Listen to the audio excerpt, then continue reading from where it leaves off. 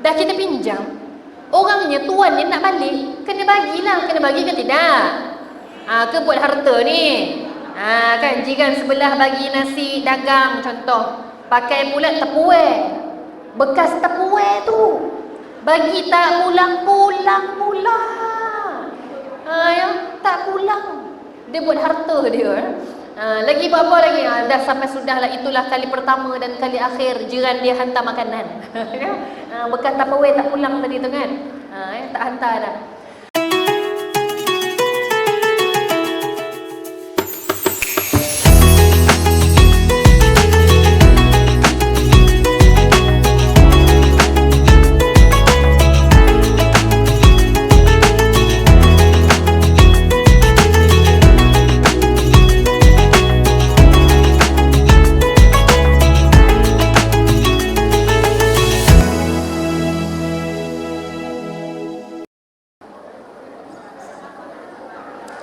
Assalamualaikum warahmatullahi wabarakatuh.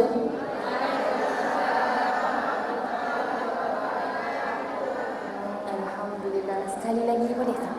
Sekali lagi. Assalamualaikum warahmatullahi wabarakatuh.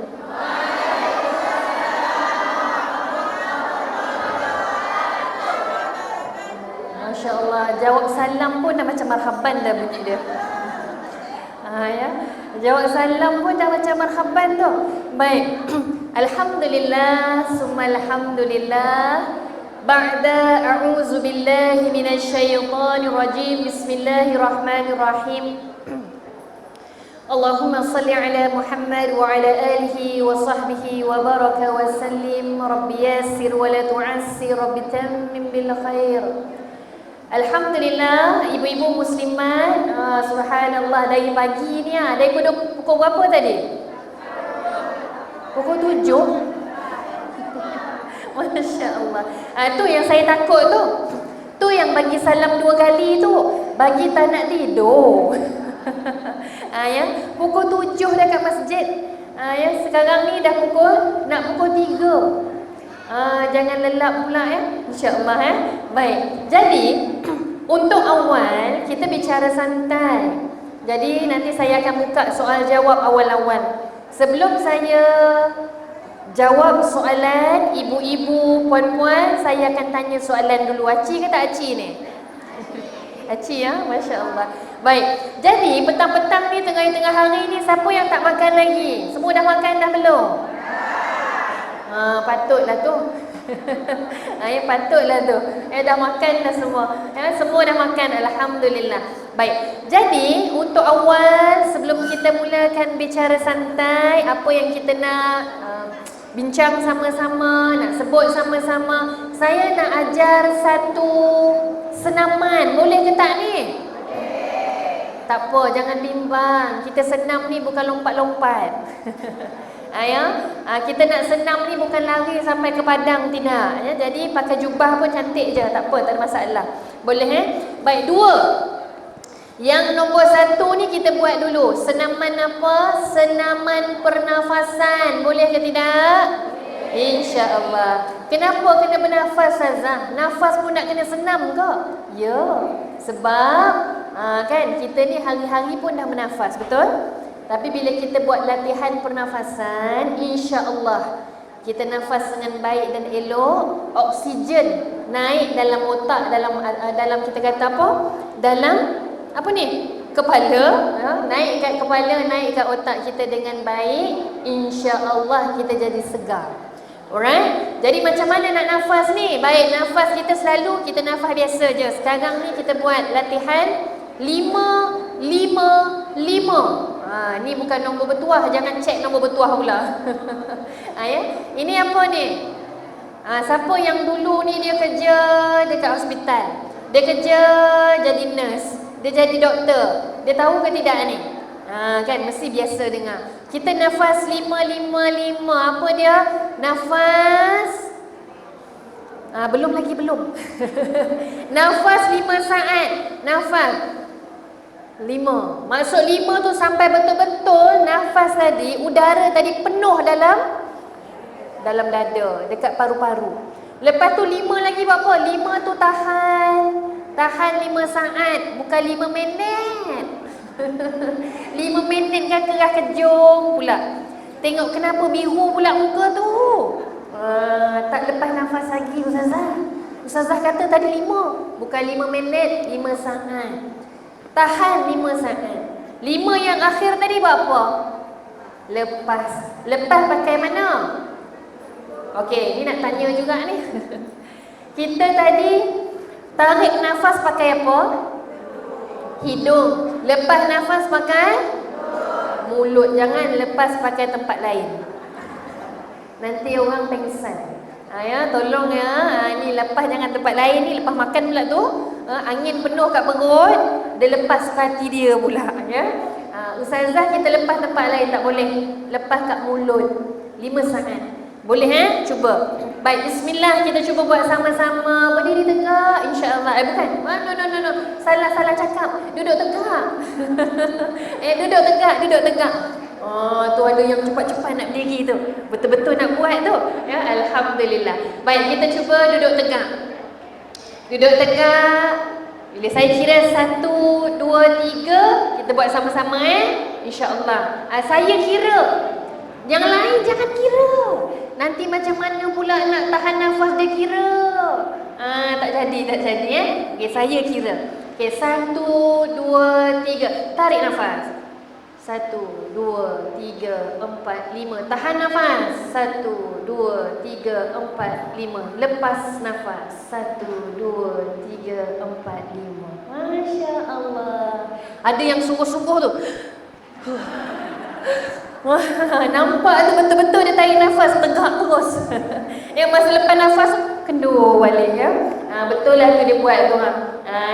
Baik, kita buat sekali lagi boleh? Bagi mata tu segar celik sikit. Okey, 1, 2, 3. Tarik nafas. 1, 2, 3, 4, 5. Tahan. 1, 2, 3, 4, 5. Lepas perlahan-lahan. 1, 2, 3, 4, 5. Masya Allah. Sebut apa? Alhamdulillah. Boleh bernafas lah. Hidup lagi lah maksudnya. Kan?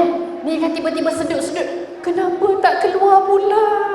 Kan risau dah ya. Jangan. Elok-elok tadi kita marhaban selawat. Kejap ni kita dengar talqin pula nanti. Ya. Baik. Jadi kita hidup, kita kena sebut apa? Alhamdulillah, segala puji bagi Allah. Allah bagi lagi aku hidup hari ini. Baik. Itu yang pertama. Nak yang kedua tak? Nak kedua kejap lagi. Kalau tak mula-mula jadi ustazah nanti. Ya, yang kedua kita simpan sebab yang kedua ni the best lagi. Kalau saya nampak nanti ada yang tersengguk, nanti kita buat nombor 2 insya-Allah ya. Baik.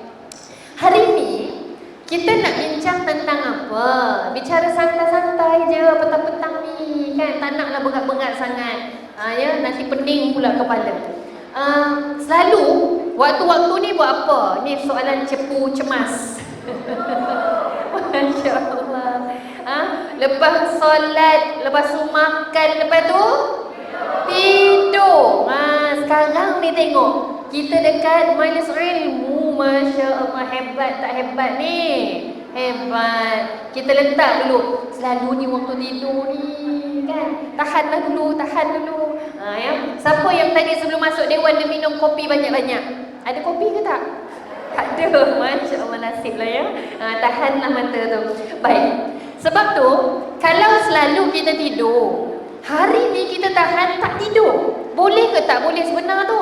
Boleh. Masya Allah, semangat luar biasa, hebat. Dan hari ni saya nak sebenarnya kita nak bicara santai apa? Kita nak sama-sama kongsi begini je, mudah je. Saya nak kongsi satu cerita sekejap lagi.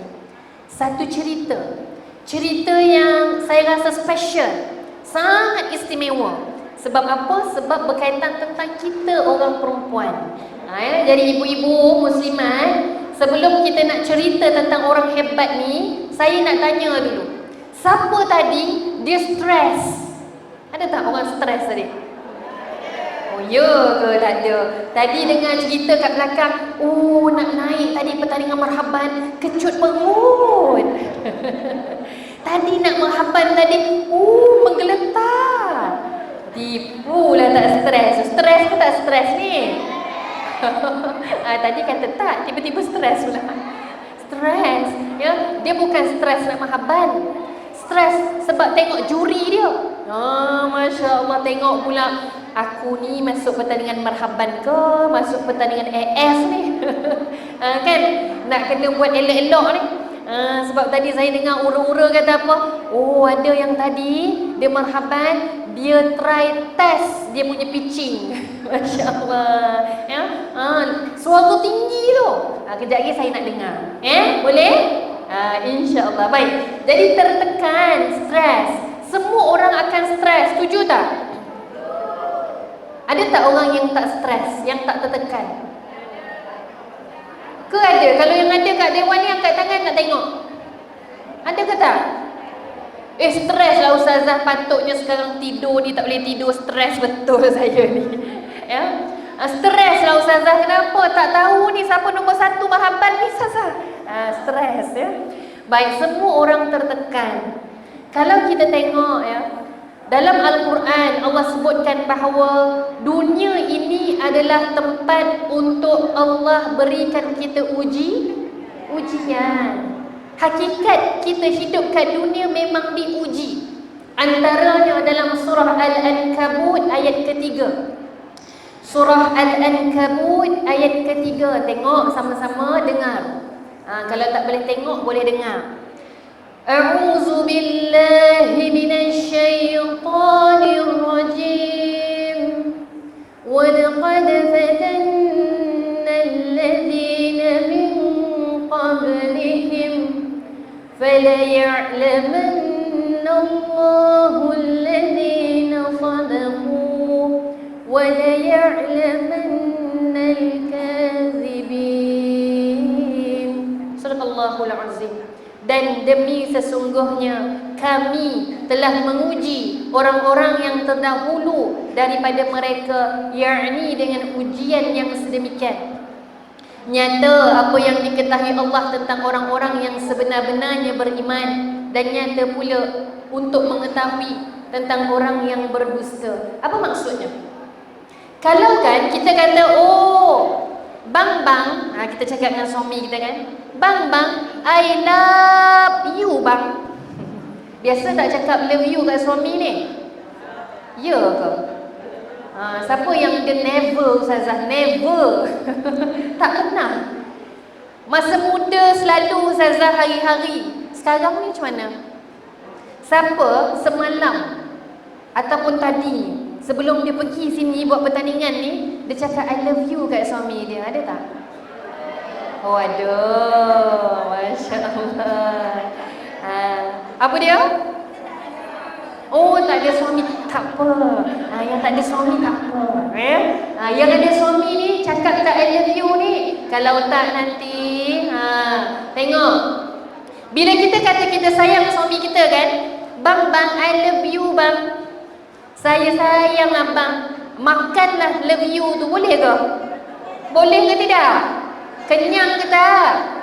Yang abang lapar ni, yang abang, saya kan love you bang. Makanlah love you tu. Kenyang ke tidak? Tak. Jadi kita kena buat apa? Kena masak. Maksudnya, kalau kita sayang suami kita tak cukup cakap I love you. Bila dia lapar, kena masak. Itu maksudnya sayang. Kadang-kadang tak lapar pun masak. Itu pun sayang. Abang, dah 10 kali abang masuk dapur ni bang. Cuba berhenti kejap bang makan bang. Boleh? Kan kata sayang. Nak kata apa? Bila kita sayang suami kita, kita buat. Kita masak. Kita buktikan. Maka bila kita kata kita sayang Allah, kita kata kita nak masuk syurga Allah. Jadi apa buktinya? Apa bukti? Maka dalam ayat yang kita bacakan tadi dalam surah Al-Ankabut ayat 3, Allah kata apa? Nak tahu dia ni betul-betul beriman, Nak tahu yang dia ini manusia hamba yang cinta dan sayang padaku, pada Allah, taat pada Allah, maka Allah kata apa? Allah bagi apa? Adakah Allah kata Allah bagi hadiah kat sini? Allah kata apa? Oh, Masya Allah, yang depan ya. Kan sebab dia duduk depan, dia kena semangat lebih sikit. Ya. Betul, saya nak dengar yang bawah ni. Allah bagi apa? Ujian. Masya Allah. Sebab tu, kalau kita kena marah dengan suami, bukan maksud suami tak sayang. Kan? Bila kena marah tu lah, dia ada manis-manis pahit dia. Bila mengajuk, kita ada dibujuk. Contoh. Sebab itu kita tengok dalam ayat ini, Allah nak tengok, betul ke engkau ni beriman? Betul ke kita ini wanita salihah, wanita mukminah? Kita nak tengok macam mana? Allah kata, dilihat, dinilai dengan ujian. Jadi, bila kita diuji, rasa seronok. Sebab apa? Oh, Allah nak tengok aku. Allah nak pandang aku. Allah nak nilai aku. Bila kita katakan tadi, baik, siapa kat sini tak ada ujian, angkat tangan. Ada? Oh, tak ada ujian? Oh, ada ujian. Ada ustazah. Yang tak ada tak? Ada? Tak ada kan? Jadi maksudnya apa? Allah akan uji orang yang beriman untuk kita makin dekat dengan Allah. Jom kita tengok dalam Al-Quran. Ada ke tidak sebenarnya orang yang Allah tak uji ni? Ada ke tidak? Wujud ke tidak? Wujud tak? Orang yang Allah tak uji. Ni nak dengar. Ada ke tak ada ke tak dengar lah. Ada ke tak ada? Ada. Siapa yang Allah tak uji ni? Dalam Al-Quran dengan jelas Allah kata apa? Allah ceritakan siapa? Kisah siapa? Antaranya kisah Fir'aun. Hidupnya tak pernah susah. Kisah Qarun. Hidupnya tak pernah miskin. Kisah Namrud. Hidupnya tak pernah keseorangan. Ramai pengikut ni. Tengok, ini orang-orang Allah tak uji. Kalau kita kata, ya Allah, jangan uji aku, ya Allah, salahlah tu. Kan? Kalau kita tak nak diuji, takut-takut kita duduk dalam grup mana? Grup Fir'aun.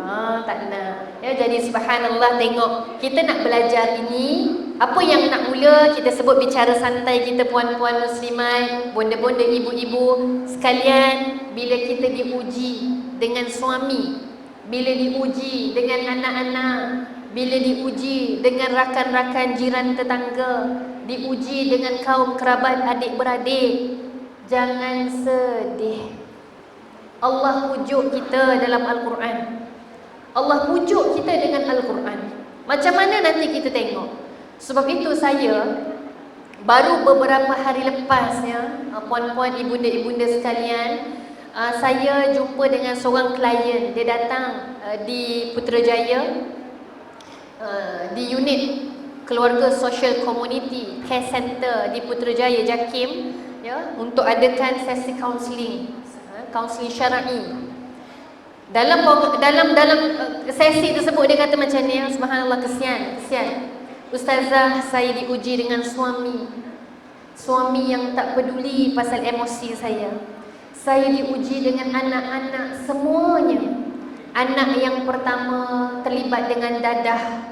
Anak yang kedua terlibat dengan zina. Anak yang ketiga terlibat dengan hubungan sesama jenis. Allahu Rabbi. Berat ni dengar ni. Maka saya senyum, saya dengar. Saya kata apa, Masya Allah, hebatnya. Allah uji puan, hebatnya. Allah pilih puan, hebatnya. Allahu Rabbi. Kan? Bila kita diuji, kita rasa apa? Oh, terduduk kan? Terduduk ni. Kenapa banyak sangat ni ujian? Kenapa banyak sangat Allah timpakan? Tapi sekejap-sekejap. Jangan kita menghilangkan pergantungan kita pada Allah. Sebab kita tengok apa yang disebutkan, ya, bagaimana kita sebutkan tentang ujian. Subhanallah, Kita lihat dalam ayat Al-Quran, antaranya Allah sebutkan dzalika bima qaddamat aydikum wa anna Allaha laysa bizallamin lil 'abid. Allah sebut dalam ayat ini, surah Ali Imran ayat 182. Yang demikian itu adalah disebabkan perbuatan daripada tanganmu sendiri, dan bahawasanya Allah tidak sesekali menzalimi hamba-hambanya. Bila kita ada masalah, kita ada ujian. Contoh, saya pernah jumpa, Ustazah tengok kaki saya kena potong. Kena potong. Kenapa Allah uji saya sakit macam ni? Kan dalam ayat Al-Quran Allah kata apa? Allah tak zalim. Siapa yang sebab kaki kena potong tu? Tengok balik. Kenapa kaki kena potong? Kencing manis, Ustazah. Siapa yang makan manis banyak-banyak? Dia kalau boleh kan, minum air tu satu cawan. Dia nak letak gula tu, macam letak gula 3 kilo. Masya Allah. Satu cawan gula nak letak 3 kilo air. Mana tak kencing manis? Kalau masak pula, satu periuk, satu kuali, letak garam macam 1 tan garam. Allah, mana tak darah tinggi. Tengok, kan Allah kata dalam Al-Quran, kalau apa-apa berlaku pada kita, Allah tak zalim. Tapi sebab siapa sebenarnya?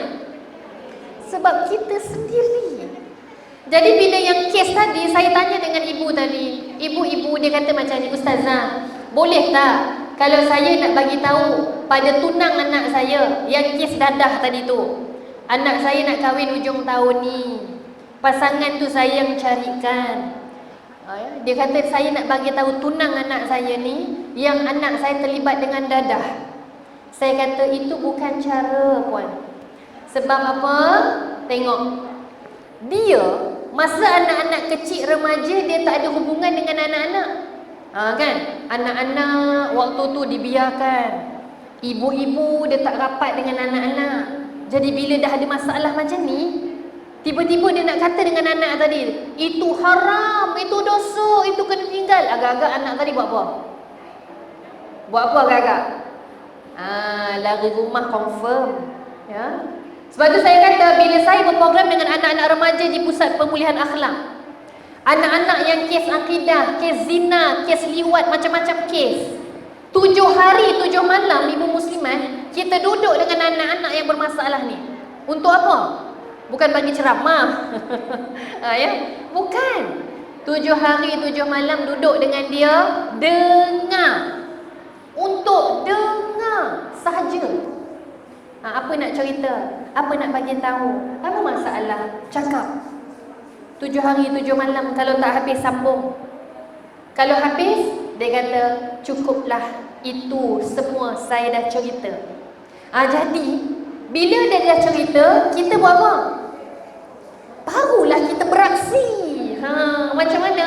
Barulah kita, baik, kita cakap apa yang kita nak cakap. Jadi dalam kes tadi, anak ada ni, saya kata apa? Puan, masalah dah berlaku. Anak dah berlaku masalah. Nak bantu macam mana? Bantu dengan bina balik hubungan dengan anak tadi. Selesaikan baik-baik. Kita tak boleh hanya arah dan tinggal, tak boleh. Ya, sebab itu tengok, kita kata Allah ini tak zalim, kita yang kena cari jalan penyelesaian. Masya Allah. Dan apa lagi bila ada orang yang tertekan? Bila kita sebutkan lagi tentang tekanan, ujian, jom kita belajar daripada satu kisah. Saya nak kongsikan kisah siapa? Ni kalau siapa biasa dengar, namanya adalah Ummu Sulaim. Siapa pernah dengar nama Ummu Sulaim? Angkat tangan. Pernah dengar ke tak pernah dengar? Pernah. Siapa Ummu Sulaim? Kata tadi pernah dengar. Ummu Sulaim ni macam nama jiran anak sebelah. Pun dia juga. Siapa Ummu Sulaim? Ni kita nak masuk kisah. Kalau ada yang boleh jawab, sekejap lagi kita bagi hadiah. Hadiah siapa nombor 1 marhaban tu. Ya, boleh ke tak boleh macam tu? Ummu Sulaim siapa? Baik, kita tengok dalam hadis ya. Nabi Muhammad sallallahu alaihi wasallam sebut dalam satu hadis, qala Rasul dakhaltul jannah fasami'tu khashafatan faqultu ma hadhihi al-khashafah faqilu hadhihi Rumaysah bint Milhan wa hiya ummu Anas bin Malik. Maksud dia apa? Nabi kata, aku masuk dalam syurga dan aku mendengar fasami'tu, mendengar khashafatan, mendengar bunyi tapak kaki orang berjalan. Kan kita kalau berjalan kan dengar, cuba dengar apa? Ketak ketuk, ketak ketuk. Itu kalau kasut tumit tinggi. Kalau yang pakai slipper bunyi lain pula. Kan bunyi tapak kaki orang berjalan. Maka dalam hadis ini Nabi tanya, bunyi apa tu ma hazihil khashafah? Bunyi apa tu? Bunyi tapak kaki apa tu? Bunyi apa tu macam itulah lebih kurang Maka dijawablah bahawa itu adalah Rumaysah bintu Milhan. Rumaysah ni siapa? Ibu Anas bin Malik yang digelar sebagai Ummu. Digelar sebagai Ummu siapa tadi nama dia? Ummu Sulaim. Apa spesialnya dia? Kita belajar daripada dia. Ummu Sulaim ni ibu-ibu puan-puan ya. Ummu Sulaim adalah seorang wanita yang dulunya pernah berkahwin dengan ayahnya Anas bin Malik. Ini kita kata Malik tu Anas, kan kita biasa dengar kan, Anas bin Malik adalah salah seorang yang didoakan oleh Rasulullah dengan doa yang barakah. Umurnya panjang, ilmunya bermanfaat, anak-anaknya ramai asbab daripada doa Nabi. Dan kita nak cerita apa? Ummu Sulaim ni lepas sahaja kematian suaminya, dia dipinang oleh seorang lelaki yang belum Islam. Dia dipinang oleh namanya Abu Talhah. Masa belum Islam dia dipinang. Maka Ummu Sulaim kata apa? Aku tak boleh mengahwinimu melainkan engkau masuk Islam. Maka mahar perkahwinan dia adalah dengan lelaki tadi masuk Islam. Kalau kita ni mahar kahwin ni apa? 7 dulang, 1 dulang hati nyamuk, 1 dulang kaki lalat, contoh. Ni bukan zaman tu lah, tu zaman Piramli kan. Apa lagi tu? Apa dulang-dulang tu? Ingat ke tidak? Apa lagi? Air daripada berapa ya? Macam-macam lah Kalau zaman sekarang apa? Kita nak 11 dulang, lawan 9 dulang, macam-macam lah. Kena letak kasut, letak beg, letak apa lagi. Kemudian kita kata harga dia berapa pula ya? Hantarannya, mas kahwinnya berbeza-beza ya? Maka apa? Ummu Sulaim hanya berkahwin dengan, setuju berkahwin dengan lelaki itu perlu Islam sahaja, tak perlukan apa-apa benda pun. Maka subhanallah berkahwinlah Ummu Sulaim dengan Abu Talhah. Maka nak jadi pendek cerita lagi, hasil perhubungan mereka lahir ada anak. Dan daripada anak tersebut ada yang sakit tenan. Sakit, Allah uji anak tadi sakit. Maka pendek cerita lagi ni, waktu ketika Abu Talhah keluar, anak tadi sakit. Jatuh sakit dengan teruk lah ni, kritikal kita kata, nazak. Ya, Abu Talhah ni keluar berdakwah, keluar berdagang ya. Berhari-hari tak balik. Kemudian bila satu hari dia balik, Ummu Sulaim buat apa? Anak yang sakit tadi ni, Allah takdirkan bahawa anak tu meninggal waktu tu. Ummu Sulaim pun dengan hati yang tenang dan lapang mandikan jenazah anaknya, dibedakkan, diwangikan anaknya, kemudian dibaringkan, diselimutkan macam tak ada apa-apa, macam-macam orang tidur. Jadi bila suaminya balik, Abu Talhah tadi balik, dia tengok kan, oh anaknya ada tidur, nampak tak? Maka kita, contohlah kan, kita kalau anak sakit, suami dia baru balik kerja, kita kata apa? Kita kata apa? Abang, kan? Suami tak balik lagi, telefon dah, balik cepat, suruh balik sekarang. Belum sampai rumah baru parking kereta dah menjerit meraung, abang anak kita ni, contoh tu kita lah, kita biasanya lah. Tapi Ummu Sulaim tidak. Ummu Sulaim tu relax je. Bila Abu Talhah sampai rumah, dia layan, dia salam. Dia memberikan Abu Talha minuman. Suruh suami tadi rehat, bagi minum, bagi makan. Sebab suami dari perjalanan yang jauh baru sampai rumah penat. Tengok, dia masih belum lagi bagi tahu tentang anak mereka yang dah meninggal pun saat itu. Allah, bayanglah ibu-ibu. Ibu ni, kalau kita boleh diberi pilihan suami dengan anak, mana kita pilih? Masya Allah. Ada orang kata tak boleh pilih Ustazah, dua-dua pun penting. Ya, suami ni bantal busuk saya Ustazah. Tak ada suami kat sebelah tak boleh tidur. Ada juga orang macam tu, ada ya. Suami pergi outstation, ya, tidur dengan baju busuk suami, tak basuh seminggu pun ada saya jumpa. Tapi bukan saya lah. Ya. Nak katanya ada orang tak boleh. Tapi apa, tengok Ummu Sulaim ya. Masya Allah, Ummu Sulaim dia relax je, steady, tak cerita apa lagi dengan suami. Sampailah satu tahap suaminya dah rehat, suami dah cukup makan, suaminya dah dilayan dengan baik, suami dah tenang. Barulah ketika itu Ummu Sulaim tanya pada suami. Ini belum cerita lagi, baru tanya. Ummu Sulaim kata apa? Wahai suamiku, apa pendapatmu kalau ada orang yang meminjam dengan kita, ataupun kita yang meminjam, kalau tuannya nak balik, boleh tak untuk kita bagi ni barang yang kita pinjam? Ya. Maka suami kata apa? Dah, kalau kita pinjamkan orang, tuannya minta, kena pulang lah. Gitulah bahasa mudah dia. Dah kita pinjam, orangnya, tuannya nak balik, kena bagilah. Kena bagi ke tidak? Ke buat harta ni?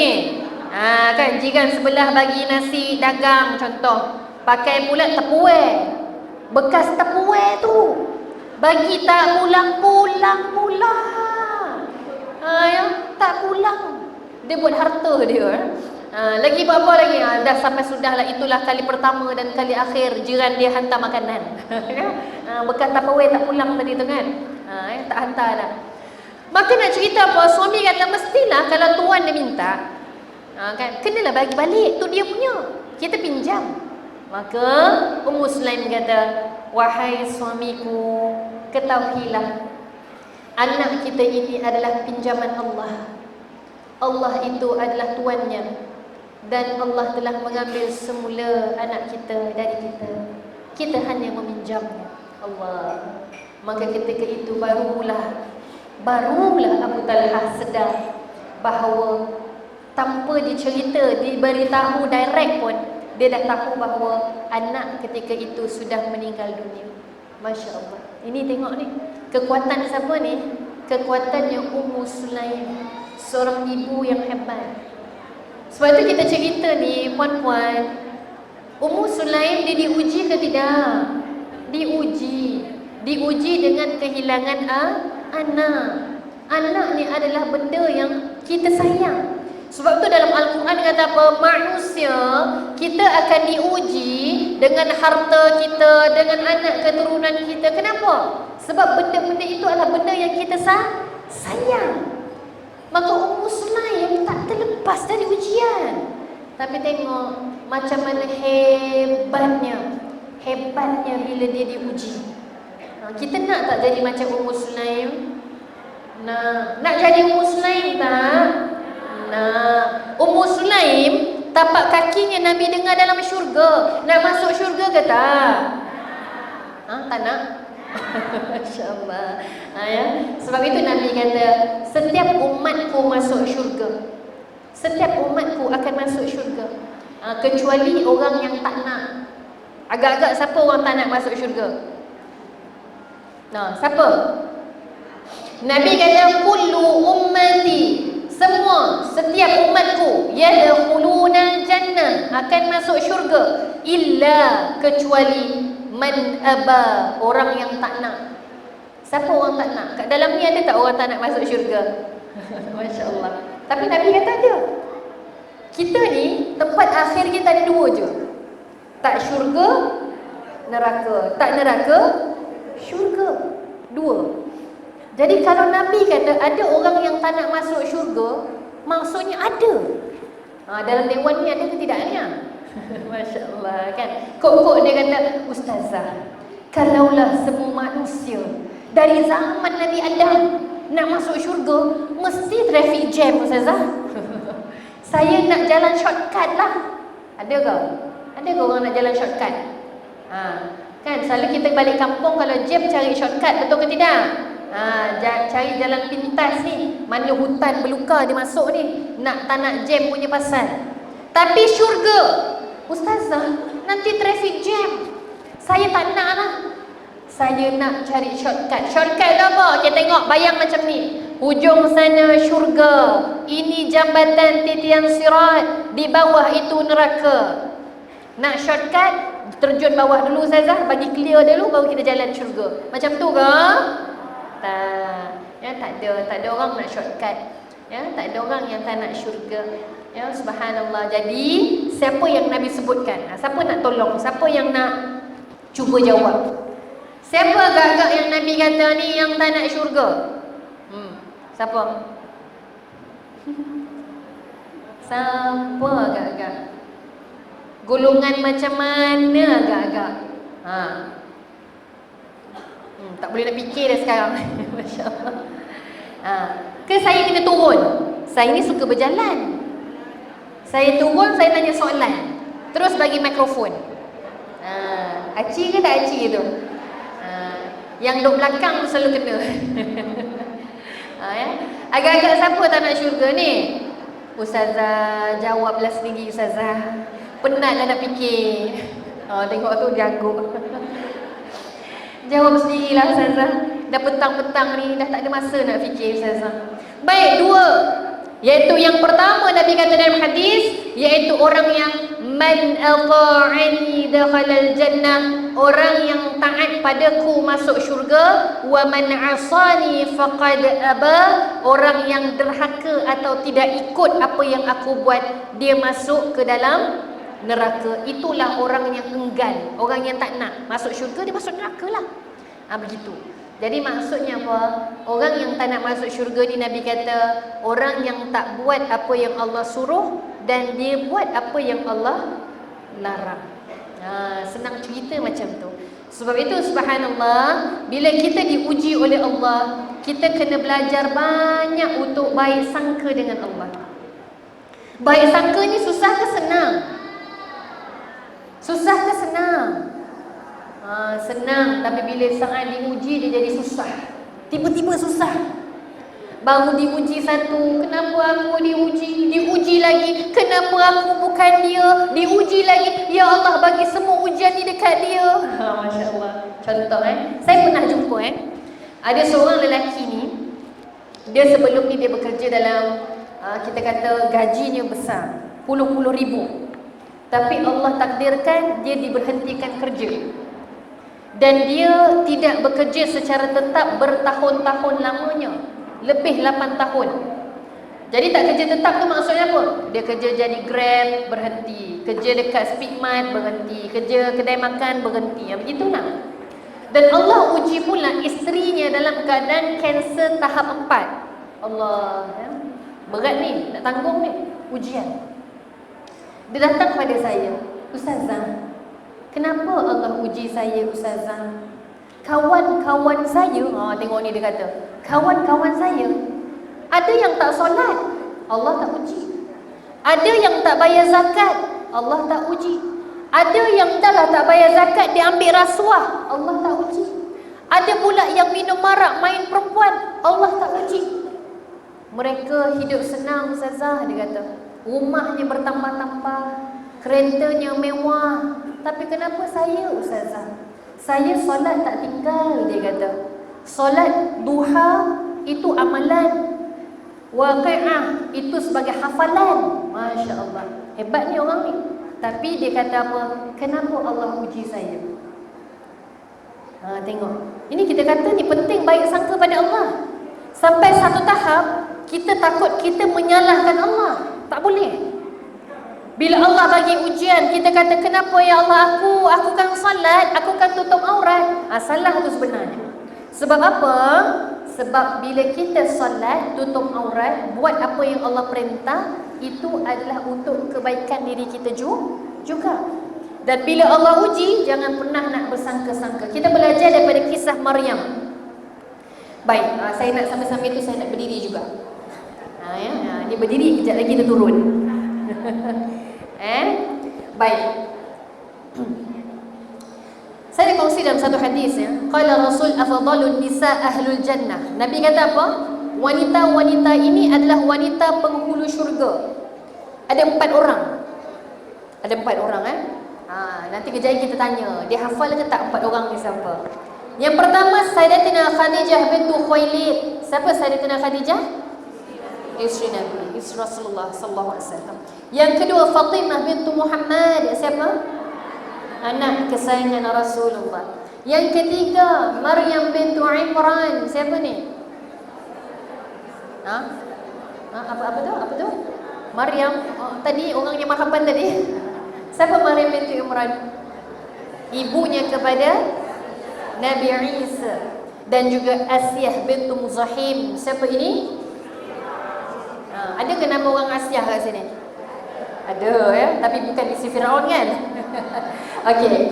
Baik, alhamdulillah kita tengok 4 ni Empat ini Nabi kata jaminannya syurga. Dan kita tengok apa persamaan 4 orang ni. Apa persamaan dia? Cuba sebutkan, siapa yang tahu? Ya, dia banyak persamaan, antaranya 3. Sebutkan 3, kalau boleh memang hebatlah. Orang-orang wilayah, orang KL hebat. 3, sebutkan persamaan yang pertama apa? Alah, itu yang akhir.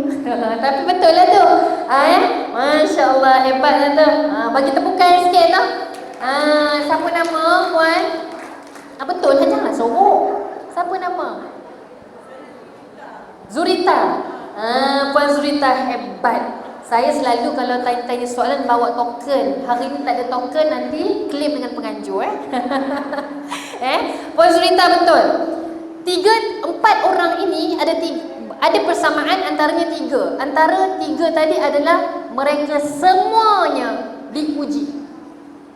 Masya Allah. Kan Allah sebut dalam Al-Quran, qala Allah Ta'ala fi kitabil aziz, وَنَبْلُوكُمْ بِالشَّرِّ وَالْخَيْرِ فِتْنَةً ila akhir ayat.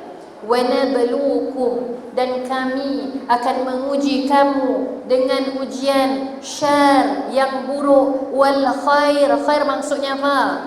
Yang baik. Allah kata Allah akan uji kita dengan 2 ujian, buruk dan baik.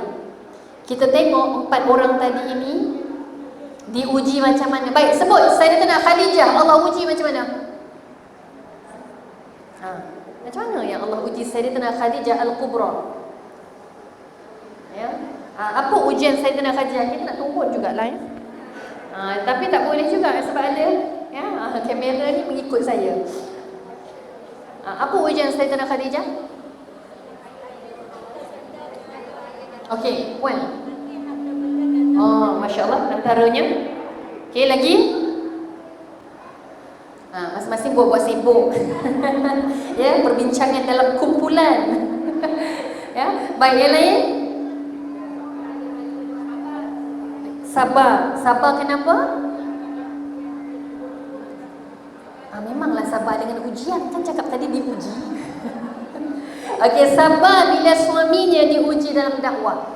Tadi puan kat depan kata dia mengorbankan harta bendanya ke jalan dakwah. Sahih, betul. Kita tengok zaman Sayyidatina Khadijah, businessman ni siapa? Peniaga-peniaga kan, jutawan, millionaire, orang kata orang kaya lah. Zaman tu yang jadi jutawan ni semua orang lelaki. Semua lelaki. Tetapi Sayyidatina Khadijah diangkat daripada ramai-ramai lelaki tadi, diangkat satu-satunya wanita jutawan, hartawan ketika itu. Tengok ni, Sayyidatina Khadijah satu-satunya perempuan hartawan, jutawan, businesswoman waktu tu. Yang waktu tu zaman tu budayanya orang lelaki saja semuanya. Dan apa? ketika Sayyidatina Khadijah bersama dengan Nabi. Sayyidatina Khadijah pun terkena tempias susahnya Nabi dan diberikan harta keuntungan perniagaannya untuk jalan dakwah Nabi. Ini bukan senang. Allah Rabbi, ya. Ini sangat hebat. Sebab itu Sayyidatina Khadijah ujiannya juga banyak. Kita tengok orang kedua, Fatimah binti Muhammad. Ujian daripada sudut apa? Fatimah. Ujian apa siapa yang dia pernah dengar dekat masjid, dekat surau ustaz ustazah dia cerita ni. Fatimah ni dia cerita pasal apa? Banyak ni kisah Fatimah. Baik, kita bagi hint. Waktu-waktu dalam perkahwinannya dengan Sayyidina Ali karamallahu wajhah, apa yang banyak berlaku? Masing-masing tunduk ya, Sayyidatina Fatimah. Okey, Sayyidatina Fatimah ni dia bila berkahwin dia susah senang? Ya, susah Sayyidatina Fatimah ada riwayat yang kata waktu Sayyidatina Fatimah tengah uli tepung, peluhnya mengalir kepenatan. Ada masa-masa Fatimah menangis kepenatan. Sama tak dengan kita? Sama ke tak ni? Siapa yang tengah masak-masak dia menangis? Ada ke tak? Tak ada. Tak sama lah maksudnya. Ada ke masih lagi orang nak buat roti dia uli lagi tepung? Ada? Tak payahlah Ustazah, 7-Eleven depan tu je kan. Nak beli roti, makan biskut, beli je. Tak payah uli dah. Tapi Fatimah nak kata ceritanya, kita suri rumah, kita rasa penat dah, betul tak? Hari ni dah lipat baju 4 bakul. Esok ada lagi 4 bakul. Allah, bila nak habis kerja ni Ustazah? Contoh. Tadi masak, dah siap cuci pinggan mangkuk dengan kuali. Kejap lagi suami minta makan, kena masak lagi, kena cuci lagi. Allah, bila nak habis kerja ni Ustazah? Kita rasa penat, betul tak? Penat itu fitrah. Penat itu biasa. Fatimah pun pernah rasa penat. Fatimah pun pernah rasa sedih kerana penat. Dan apa pernah berlaku? Fatimah datang jumpa Nabi. Minta apa pada Nabi? Pandailah tu, dah tahu dah tu. Minta khadam atau pembantu atau hamba. Tapi Nabi tak bagi. Walaupun ramai ulama kata waktu tu Nabi dah mampu nak bagi, mampu nak sediakan, tapi Nabi tak bagi. Baik, Nabi bagi apa kat Fatimah? Nabi bagi apa kat Fatimah? Zikir. Boleh tak kita zikir sama-sama? Siapa tadi vokalis Mahaban? Ada? Mana vokalis Mahaban tadi? Jomlah kita sama-sama ya.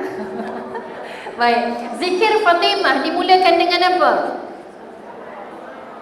Dengan tasbih. Kemudian tahmid, kemudian takbir. Ya, ada 3 kan? Tasbih, tahmid, takbir. Baik, apa antaranya? Subhanallah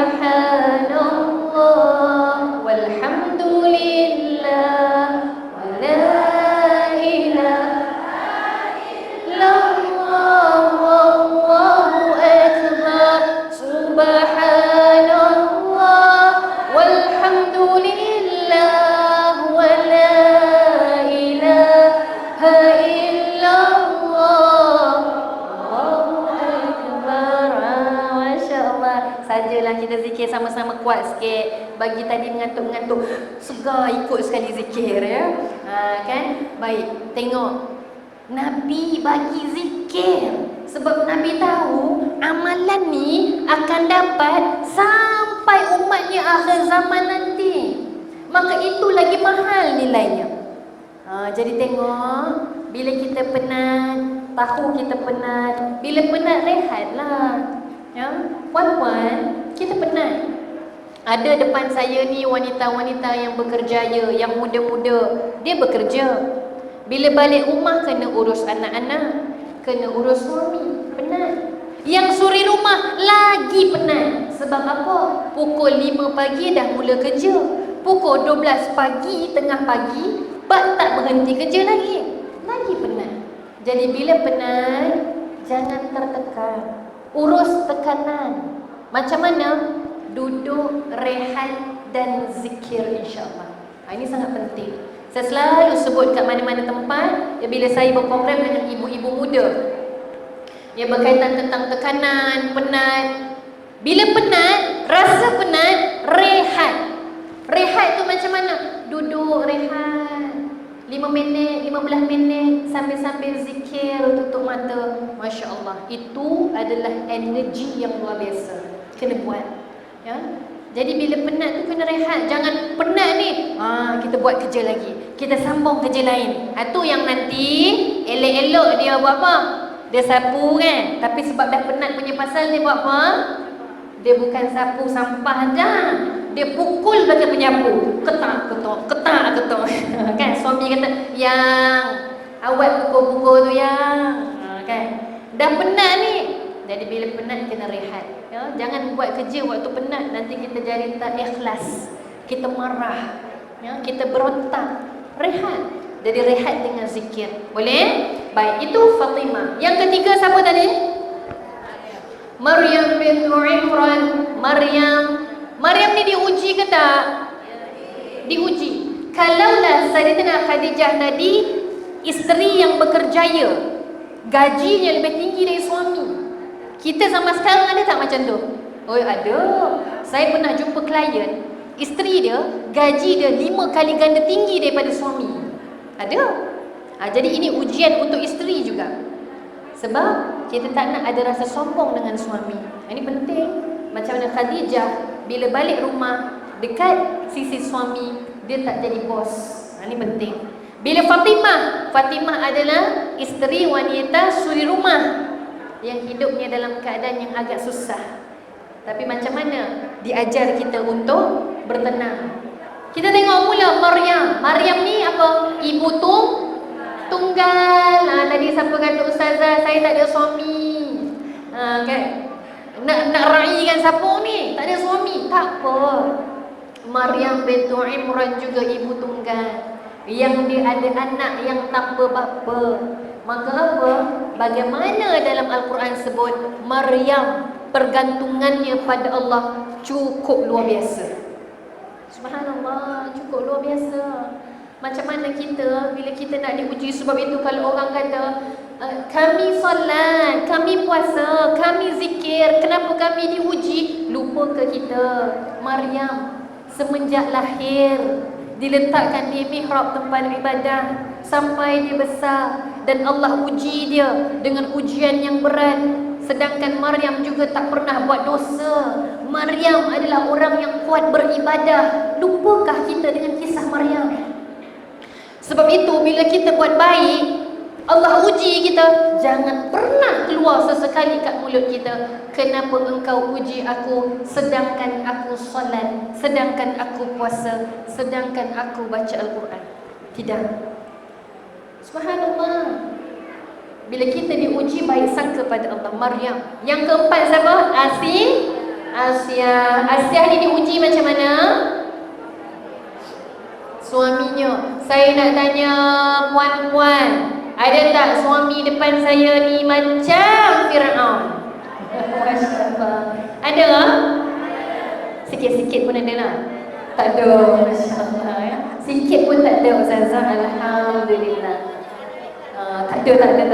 Kalau tak ada tu alhamdulillah, ya. Jadi tengok, ini pun kita, ni saya nak kongsi satu benda. Dalam Al-Quran, ketika mana Nabi Musa dan juga Nabi Harun, Allah perintah, Allah suruh 2 orang Nabi untuk jumpa dengan Fir'aun. Dan dalam Al-Quran Allah kata apa? Qawlan layyina, qawlan layyina, qawlan layyina. Maksud dia apa? Bercakaplah dengan bercakaplah dengan lemah lembut, dengan lembut.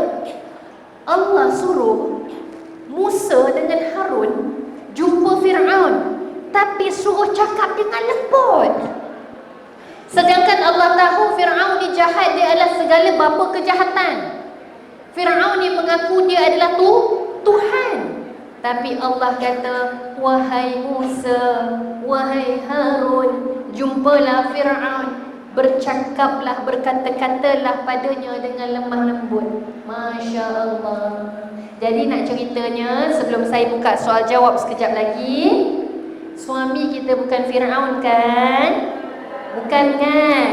Saya nak reconfirm balik, bukan kan? Jadi kalau bukan, Fir'aun pun Allah suruh cakap dengan lemah lembut. Nak cakap dengan Fir'aun pun kena cakap dengan lemah lembut. Kalau suami kita bukan Fir'aun, jadi kena buat apa? Masya Allah. Cakaplah kena lemah lembut. Kan? Ini tidak, abang ni saya dah cakap 10 kali tak dengar tu. Pekak ke badak? Contoh. Ini tidak kita lah, bukan kita, orang lain. Tak faham bahasa ke abang ni? Macam-macam nak ayat dia keluar. Kan dah kata tadi, suami bukan Fir'aun. Jadi cakaplah dengan lembut-lembut. Nak suruh dengan lembut-lembut. Dan insya-Allah, kalau betul lah kata suami kita keras kepala, Ustazah, saya dah suruh lembut dah. Dah habis lembut dah Ustazah. Dah habis lembut dah, tak ada lembut lagi dah. Tapi tak jadi juga. Nak buat apa agak-agak? Akhir sekali nak buat apa agak-agak? Nak buat apa? Buat tak tahu je.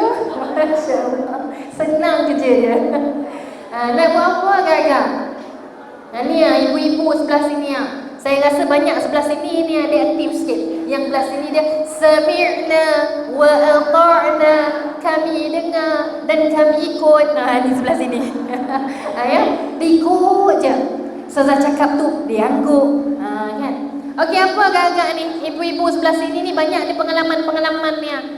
Kalau semua tak jadi, lembut dah lembut, marah dah marah, akhir sekali nak buat apa?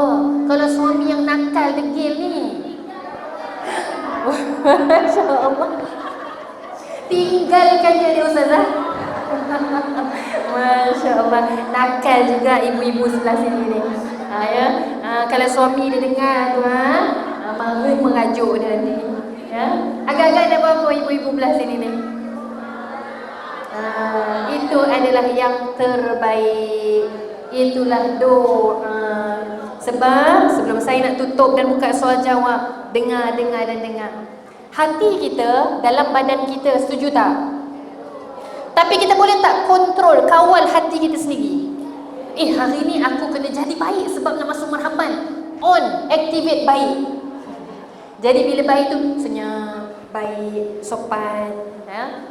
Itu boleh ke kawal?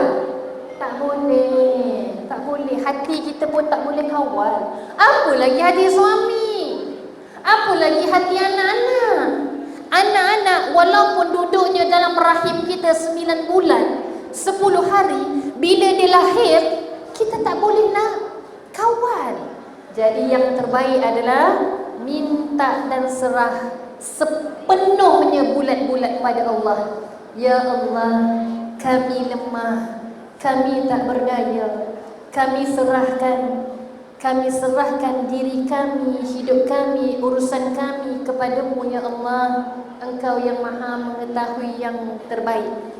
Jadi minta pada Allah, doa. Dan sebelum kita tutup, satu pesan saya, kalaulah sekiranya betul dalam kalangan puan-puan muslimat ada suami yang bermasalah mungkin. Masalah ni apa?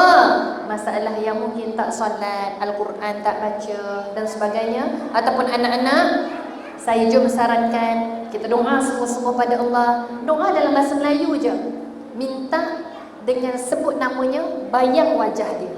Ya Allah, suamiku nama sekian-sekian. Jangan sebut nama suami saya pula. Jangan sebut nama suami orang sebelah pula.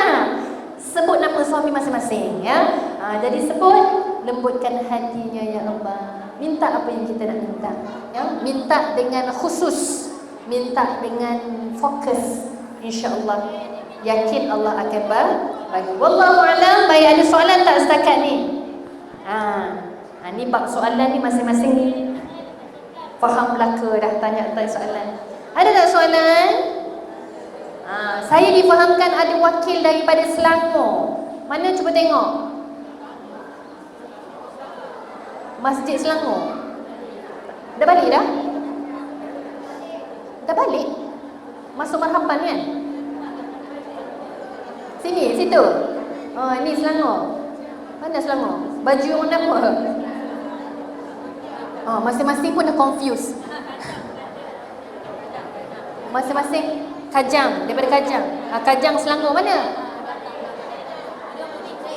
Tudung kuning cair.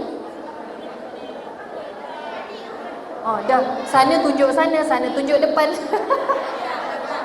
Yang masalahnya sekarang ni, orang yang daripada situ tak angkat tangan. Mana agaknya? Oh, ini. Tiga kumpulan. Okey, saya Masya Allah, masa-masa blur. Maksudnya luar daripada Kuala Lumpur bukan daripada wilayah lah Selangor. Baik, alhamdulillah. Jadi apa-apa persoalan? Silakan. Tafadhal. Yang mana saya boleh jawab, saya jawab. InsyaAllah. Yang kalau saya tak boleh jawab, saya maklum saya tak boleh jawab.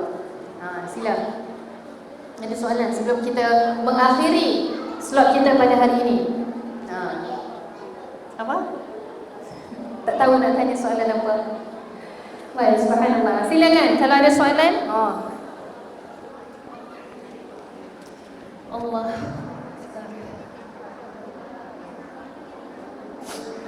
Ada soalan ke tak ada soalan? Tak ada. Baik. Kalau tak ada soalan, jom kita tutup slot kita hari ini dengan satu doa. Boleh ke tak boleh? Doa ni Nabi ajarkan kepada Sayyidatina Fatimah. Doa ni sangat luar biasa bagi saya. Sebab nak tunjukkan kita manusia sangat lemah. Nak tunjukkan kita manusia sangat tak berdaya. Jadi bila tak berdaya nak kawal diri, tak berdaya nak kawal suami, tak berdaya nak kawal anak-anak, maka kita minta dan serah pada Allah. Hebat doa ni Nabi ajar pada Fatimah. Baik. Bismillahirrahmanirrahim. Allahumma salli ala Muhammad wa ala alihi wa sahbihi wa baraka wa sallim. Baik, yang ini ikut sama-sama boleh? Ya Hayyu Ya Qayyum bi rahmatika astaghithu aslih li sya'ni kullahu ولا تكلني إلى نفسي طرفة عين. Ya Allah, Tuhan yang maha hidup, Tuhan yang maha berdiri sendiri, dengan rahmat-Mu aku memohon pertolongan. Perbaikilah untukku urusanku semuanya, dan janganlah Engkau serahkan aku kepada diriku sendiri, walau sekelip mata. Amin ya Rabbal Alamin. Tengok doa ini ajar kita serah semuanya. Dan jangan ya Allah Engkau serahkan urusan aku ini, diriku ini pada diriku, walau hanya kadar sekelip mata. Maksudnya apa? Jangan ya Allah Kau tinggalkan kami walau sekejap, walau kadar kelip mata. Sebab kenapa kelip mata? Kerana kelipan mata itu kadarnya sangat cepat. Jangan ya Allah, jangan tinggalkan kami walau sekejap ya Allah. Kami perlukan kamu ya Allah, kami perlukan-Mu ya Allah. Maka minta, moga-moga dengan doa yang Nabi ajar pada Fatimah. Baik, jadi kalau tak ada apa-apa pertanyaan dan persoalan, saya rasa debarannya makin terasa. Nak tahu siapa juara? Sebelum tu kita promote sikit. Jom ibu-ibu muslimat, setiap hari Rabu jam 6 petang di TV1, ibu-ibu muslimat boleh tengok saya bersiaran langsung di TV1 dalam rancangan Fikrah. Atau juga setiap hari Jumaat jam 11 pagi dalam rancangan Naskah Teragung, masih lagi dalam TV1. Jadi kalau kod-kod rindu dari jauh, tengok dekat dalam skrin pun jadilah ya, insya-Allah. Jadi doakan saya doakan ibu-ibu muslimat, moga-moga Allah yusahil, Allah mudahkan urusan kita dunia akhirat. Amin insya-Allah. Dan saya sudahi dengan wabillahi taufiq wal hidayah. Wassalamualaikum warahmatullahi wabarakatuh.